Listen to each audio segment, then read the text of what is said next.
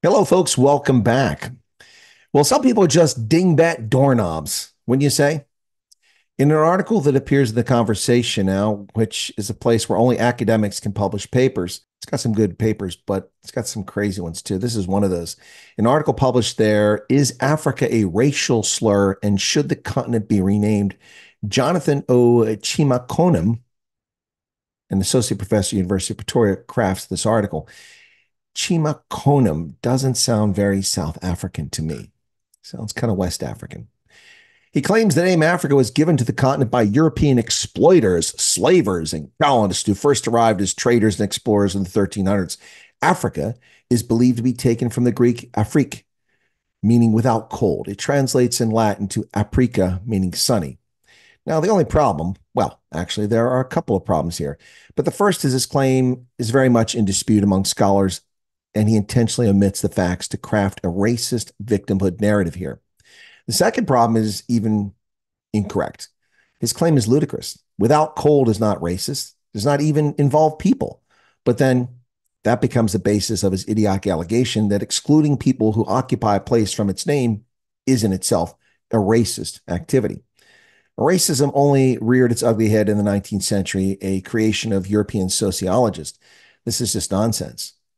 Excluding a people's name from something means it's racist. So can I rename North America as Wyattlandia? I mean, how were people 1,000 years ago supposed to meet and amalgamate the names of thousands of tiny bands of people speaking in the Kalahari, in the Sahel, in the Sahara, in the DRC, the jungles of Central Africa, the Eastern Savannah? Go meet all these people, take all their languages, and come up with a single name for the continent of Africa. Seriously? The origin of the name Africa is greatly disputed by scholars. Most believe it stems from words used by the Phoenicians, Greeks, and Romans. Important words include the Egyptian word Afroika, meaning motherland. Now, how is that a slur, the motherland? Afroika. The Greek word Afrik, meaning without cold, and the Latin word aprica, meaning sunny. So which is it? None of those are slurs or insults or even remotely racist. Now, folks, while I've studied at many universities and have multiple undergraduate and postgraduate degrees, I've long noted that possessing a sheepskin from an institution of higher learning does not convey someone is smarter. Not at all. And here we have a case in point. Useless academics fabricating outrage while seeking relevance, contributing nothing of value to the human experience, all while seeking to divide people based on fake outrage and trumped up racial division. He goes on.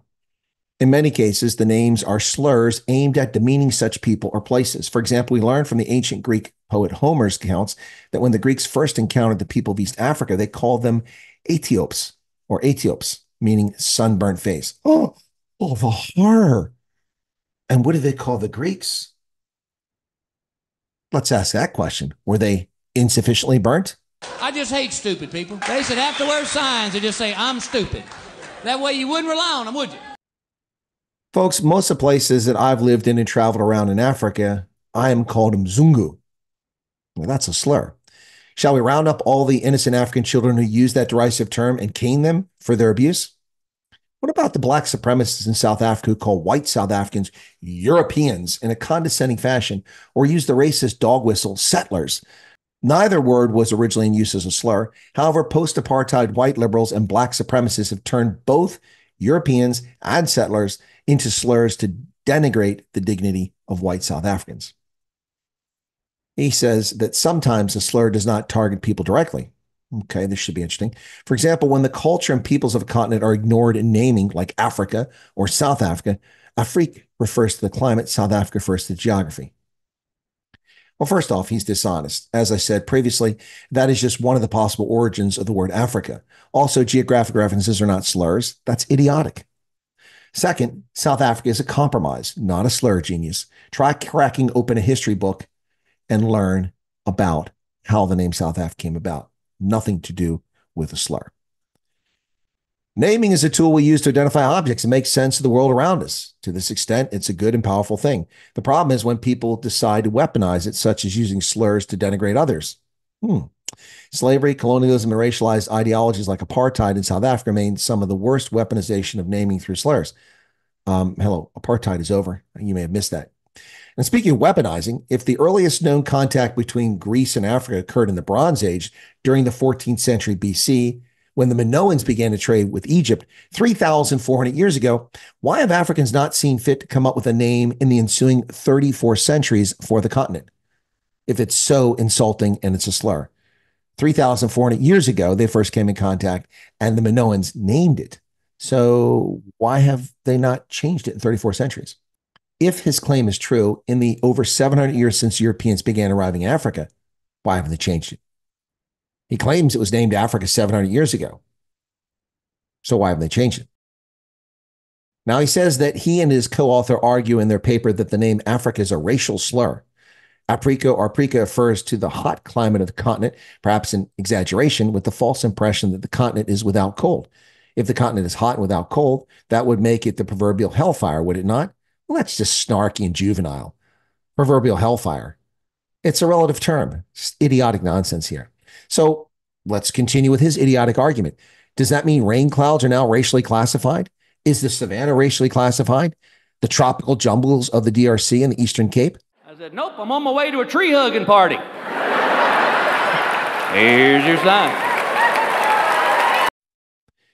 And out of the blue, he introduces skin color, as racists and race hustlers all too often do when they try to make an argument. We argue that these are various levels of denigration except for white, which is unspoiled, pure, and spotless. Well, that's his view. Where do you get unspoiled, pure, and spotless from? It's a color. It's not unspoiled. It's not pure. It's not spotless. In our view, identifying a human being with any colors at all is racist. Okay, I'll take your word for that. To identify as white is to discount others as non-whites, which is indirect racism. And to call someone by any other color like black is a direct racial subordination. So because of your perception that white is unspoiled, if you call me white, you're not being racist. But if I call you black, I'm being racist because I'm racially subordinating you. What kind of moron are you? Here's your sign. Folks, it's the author Jonathan Chimakonam who brought up skin pigmentation and making an argument about naming convention used to describe Africa, not the rest of us. He's the one that brought it up. It is Chimakonam who makes an issue out of skin color in a paper about naming conventions, not about skin pigmentation. To identify as white is to discount others as non-whites, which is indirect racism, and to call someone by any other color like black is a direct racial subordination. So he wouldn't identify me as white? You want to bet that that's not true at all? Besides, I have repeatedly stated I'm not white. I'm more like pink. So I'm colored, if you don't mind. A good number of countries in Africa like Zambia, Zimbabwe, Burkina Faso, Ghana, all changed their names after political independence because they were slurs that demeaned their culture and denied their accomplishments as civilizations. First off, those places didn't have single civilizations, genius. Idiotic stupidity. Northern Rhodesia was the name for Zambia, and it's comprised of Chikwa-speaking peoples and others. Zimbabwe had the Shona, the Ndebele, the subgroups of the Shona, like the Kalanga, and the San and Khoi. Burkina Faso had different civilizations, and Ghana is a name expropriated. It's not even legitimate. So his argument demeans the actual Ghana, which wasn't even geographically in the same location as modern Ghana. Talk about nonsense. This moron doesn't even know what he's talking about. Ghana is not located where Ghana is at. It's an appropriation of a historic empire located further to the north and west of modern Ghana. I don't have a problem with it. They want to use the name, but he should get his facts straight. Look, the only designation even remotely worth mentioning here might be Rhodesia, named after an individual. But even that's silly. It's not a slur. Whom were the folks to name the land after? The Shona? The Kalanga, who are actually Western Shona, the latecomers in Matabele land, the Ndebele, or would those also be slurs to the Khoi and San, who the Bantu chased off their land in Zimbabwe 1,400 to 1,600 years ago? Plenty of Africans like to use slurs, like I mentioned earlier, Mzungu, but not just to insult white folks. For example, the Botswana in Botswana call the San people Basara. That's a slur in the same fashion the Dutch settlers used Hottentot to refer to the Khoi peoples. He says the name Africa has some really terrible cognates, names that have the same or similar nature, like Aethiops and black. which are the bedrock of modern anti-African racial segregation in America, apartheid in South Africa, and continuing racial subjugation elsewhere around the world. What? How is black a cognate of Africa? That's idiotic. Modern anti-African racial segregation in America? What the fuck is he prattling on about?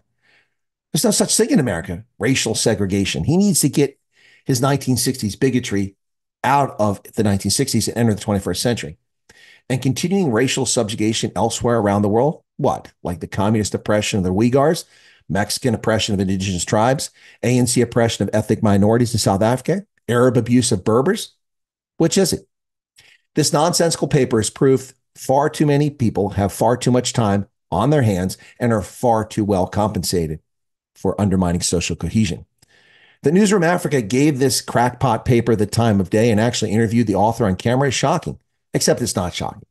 It is what we have come to expect from overpriced academics and lowbrow journalists the world over. These silly academic papers crop up from time to time, and while I sympathize with the need to produce research in the publish or perish world of academia, using your academic credentials to push a racial narrative is not acceptable. What he and his co-author are really pushing is a racist agenda and black supremacy argument, even if he doesn't realize it. Stop it. People are people. To quote Depeche Mode, people are people, so why should it be you and I should get along so awfully? So we're different colors and we're different creeds, and different people have different needs. It's obvious you hate me, though I've done nothing wrong. I've never even met you, so what could I have done? And I think Depeche Mode said it very well. Thanks a lot, folks. Be sure to leave a comment behind if you like. Become a subscriber if you're not one, and tell your friends about the program. Cheers. You wouldn't ask me anything. Be like, excuse me. Oh, never mind. I didn't see your sign.